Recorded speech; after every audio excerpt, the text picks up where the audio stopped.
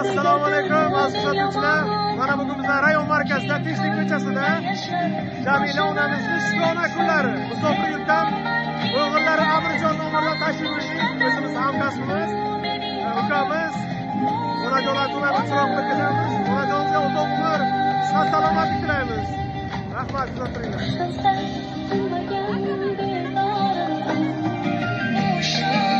Yaqin kelib qoldi onam, borligingiz ona, hammasi sizni duoyingiz ona. Baxtimga omon bo'ling xasta. Kutgandingizmi, kutmagandingizmi? Kutmagandim lekin. Bilasizmi, biz kimning nomidan tashrif buyurdik? Amirjon. Yashang onajon. Albatta, mana shu fayzli xonadoningizga musofir yurtda ishlab yurgan o'g'lingiz Amirjon, Amirjon nomlaridan tashrif buyurdik. Aytdilarki, qo'ng'iroq qilib bizga Farruh aka dedilar, mana onajonimni, mehribonimni Shukrona kunlari. Shuni chiroyli qilib o'tkazib bermasangiz bo'lmaydi ekan dedilar. Men shuni bildimki, mana shu o'g'lingiz sizni juda ham qattiq yaxshi ko'radi. Aytdilarki, onajonimni juda ham yaxshi ko'raman, chunki onajonim bor, otajonim bor. Ularning duolari bilan men mana shu darajagacha yetib kelyapman deydi. Albatta o'zlari yemay yedirib, kiymay kiydirib, birovdan kam qilmasdan kecha-yu kunduz mehnat qilib, o'stirib, ulg'aytirib, tarbiya berganingiz uchun aytdiki, onajonimga, otajonimga boshim yerga tekkuncha ta'zim qilaman dedi. Va aytdiki, dunyoda farishta bitta bo'lsa, u ham mening onajonim, mening mehribonim dedi. Ilohim mana shu o'g'lingizni, farzandlaringizni, kasbi korlariga Allohim baraka bersin. Mana shu ishlarni tashkil qilgan Amirjon o'g'lingizni boshiga sog' bo'ling, omon bo'ling, dunyo turguncha turing onajon.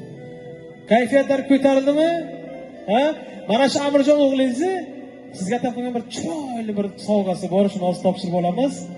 Marhamat.